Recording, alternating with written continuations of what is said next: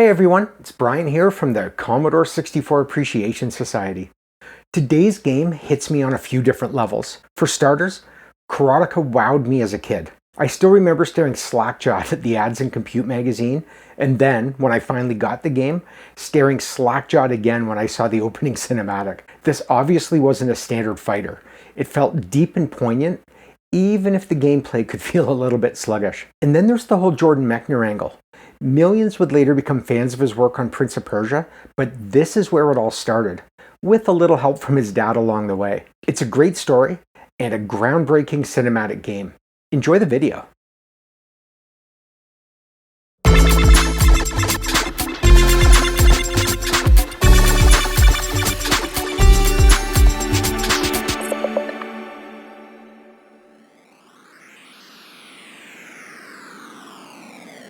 High atop a craggy cliff, guarded by an army of fierce warriors, stands the fortress of the evil warlord Akuma. Deep in the darkest dungeon of the castle, Akuma gloats over his lovely captive, the Princess Mariko. So begins Karateka, the classic martial arts fighting game released on the Commodore 64 in 1985. Karateka is a story of firsts. It was the first game from the legendary Jordan Mechner. It was the first mainstream game to feature rotoscoping. It was arguably the first action game to be delivered as a cinematic, story-driven experience. And on a more personal note, it was the first game that pushed me forward because I actually wanted to see the ending. I never saw the ending. So strap on that gi, bow towards your enemies, and watch out for that cliff as we leap into Karateka for the Commodore 64.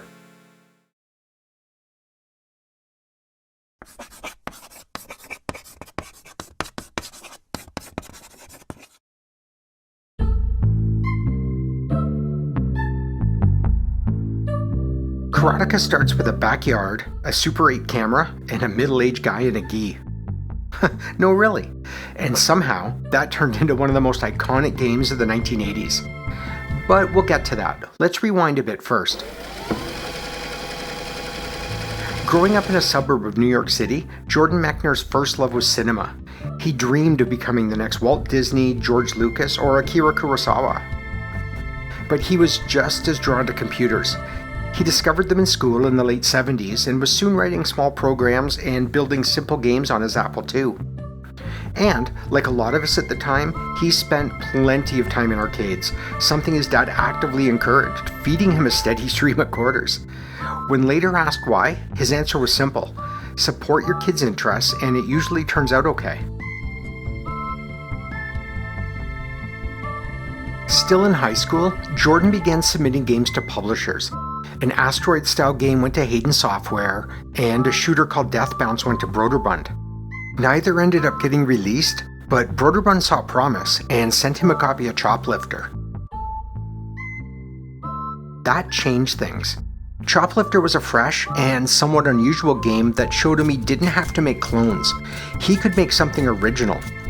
And this was key, because his next idea, definitely original. Now an undergrad at Yale, Mechner began working on his new project. He didn't just want to create another fighting game. He wanted a story-driven experience where combat was only part of something larger. And in the early 80s, storytelling in action games wasn't really a thing. You want story? Go play Zork. But Mechner wanted storytelling. He wanted a game that felt like a movie, where the ending didn't just say game over. It said the end.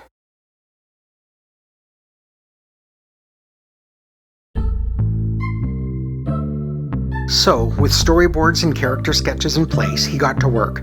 And almost immediately, it wasn't working.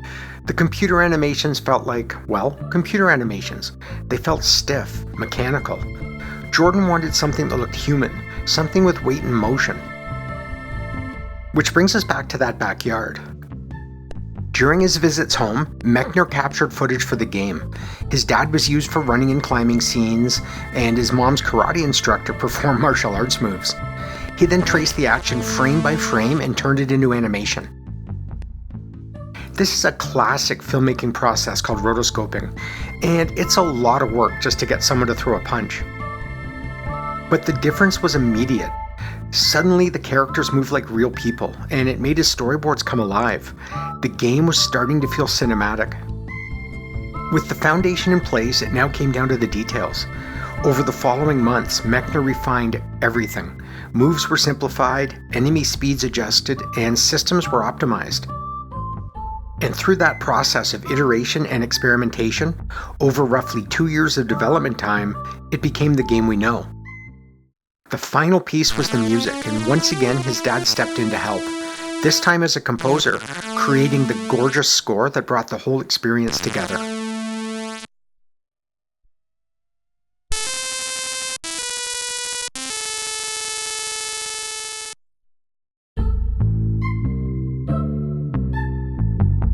Karateka was finally ready, and Broderbund was all in. They loved its slower, more cinematic approach, and it stood out immediately from the arcade-style games dominating the market. Released for the Apple II in December 1984, the game earned strong reviews, but it really took off the following July with the port for the far more popular Commodore 64. Karateka became an instant bestseller, debuting at number 2 on the Billboard software charts and selling over 100,000 copies, a huge success for the time. Developed by Vita Cook, credited in the game as Robert, the 64 port differs from the Apple version mainly in its gameplay. To preserve its large, realistic animations, it relies primarily on CPU-driven rendering instead of the fast, sprite-based animation used in most action games. The result is exactly the look Mechner was after, but at a cost to responsiveness, with a noticeably slower feel than the Apple version. But there were positive differences as well, particularly in the music. Francis Mechner, Jordan's father, was able to reorchestrate the soundtrack for the 64's powerful SID chip, giving this version a richer soundscape than on any other platform at the time.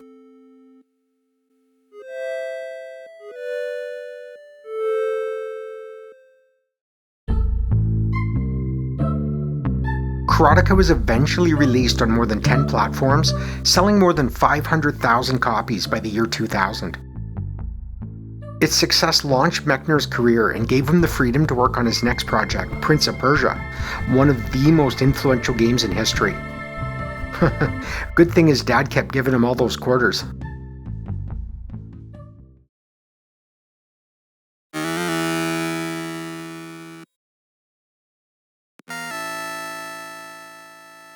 Karateka begins with a cinematic introduction. The scrolling text sets the scene, and the music adds a sense of tension.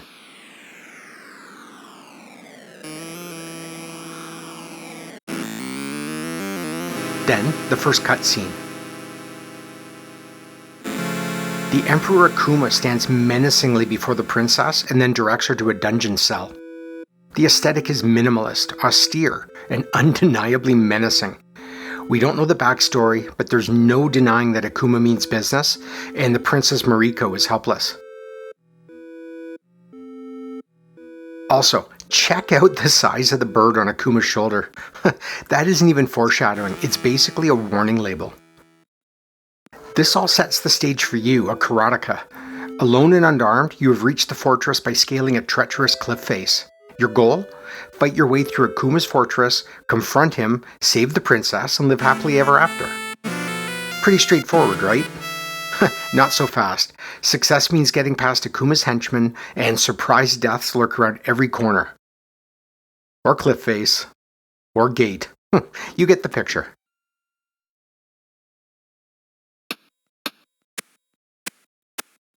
Karateka is a fighting game, and the key to victory is patience. And you're going to feel that immediately.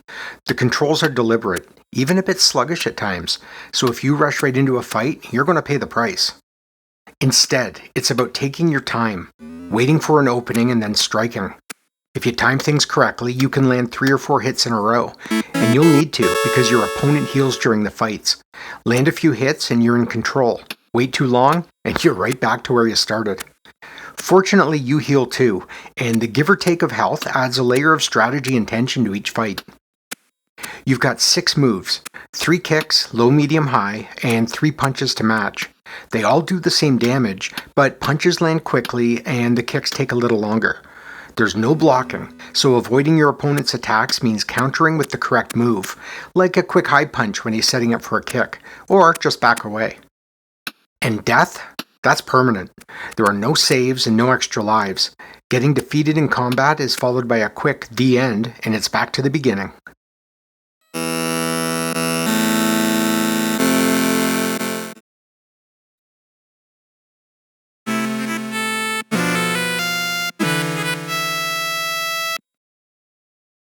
Karateka is broken up into 3 distinct areas.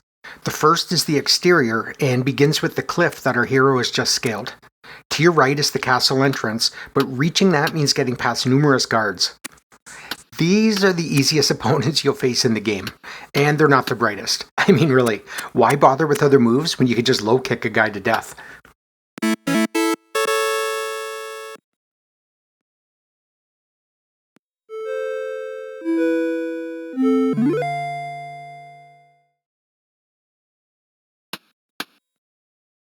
It's now time for the interior stage.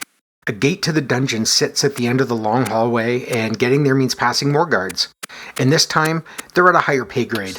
These guys are smarter and tougher. No longer do they rush headlong into your low kicks. They now sit back waiting for you to move. And if they do make a move, it's often from a distance, forcing you to time your approach and attack.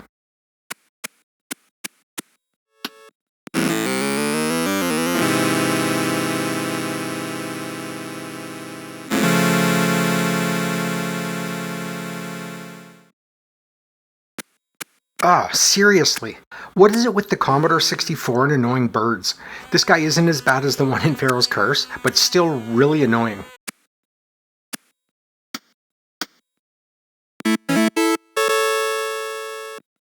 A few more guards and a few more encounters with that bird later, we finally find ourselves at the gate to the dungeon. Final victory seems close at hand. Or not. These are mistakes you'll only make once. Okay, no more than twice.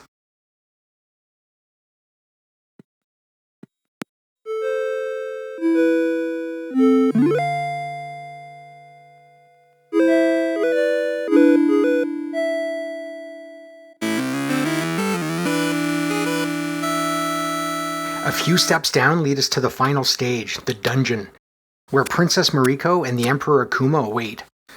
But first, we have to get past a set of guards that look like they play in Slipknot, and they're the toughest yet. These are Akuma's elite. They're smarter and faster, and are more than happy to take advantage of every error you make. These are the most difficult fights in the game, and passing through these rooms mean defeating multiple. And then finally, one more door. It's that stupid bird again. But this time we can get our revenge. Taking it down means landing a perfectly timed strike, and victory emerges in an explosion of feathers.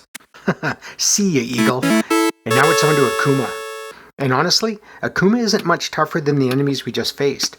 He certainly doesn't provide any free passes though, and it's a good battle.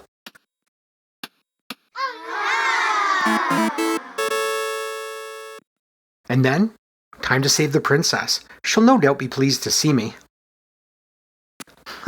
Of course, in a game of surprise deaths, this is the biggest one of all. And for all of you who spent hours trying to get this far, only to be sent back to the beginning to do it all over, I'm truly sorry. Next time, we just have to make sure to get out a fighting stance before running into our arms. That's nice.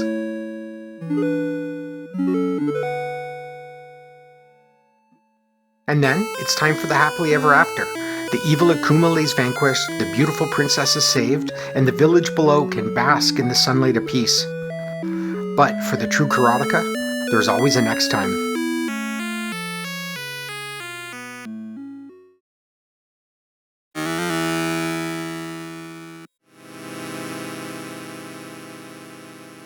Karateka stands out as much for its aesthetic choices as it does for its gameplay. And the presentation makes that clear. Color graphics were all the rage in the early 80s, and developers loved that the 64 gave them 16 to choose from. Karateka uses just 5 for its core visuals. The resulting style is stunning in its simplicity. The floors darken as you move deeper into the fortress, shadows fall heavily, and the cutscenes are stylish and dramatic. And come on, the little starburst after hitting someone is right from the pages of a pulpy comic book. Then there are the characters. Mechner's rotoscoping technique gives each a sense of weight and balance not seen in other games, and the fight animations are brilliant. Moving from one pose to another looks smooth and natural. And for as amazing as the graphics are, the sound matches. In-game audio is minimalist. There's no background music or arcade effects during gameplay, just the swish of a kick or punch and the whack of flesh hitting flesh. Where the sound really shines is in the cutscenes. This is where the music created by Francis Mechner comes to life, providing the emotional glue. From the discordant notes of the opening crawl to the brief musical stings that play as a new enemy approaches, the composition adds suspense and tension. The music feels like it belongs in a martial arts movie, and it feels inseparable from the experience.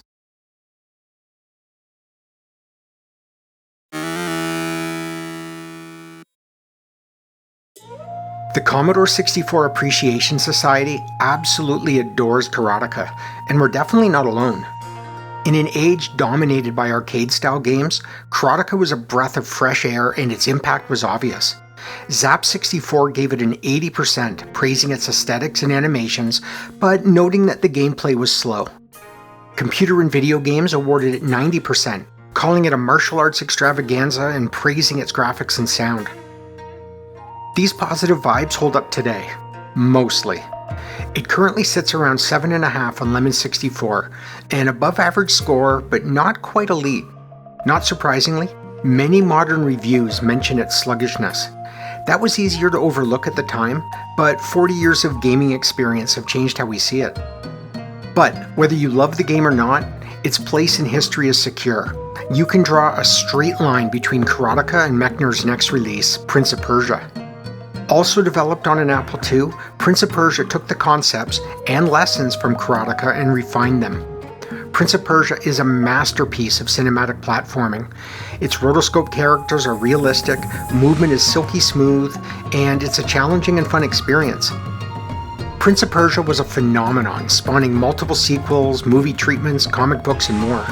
Jordan Mechner has remained closely involved ever since. He's written screenplays, developed graphic novels, and published his development journals.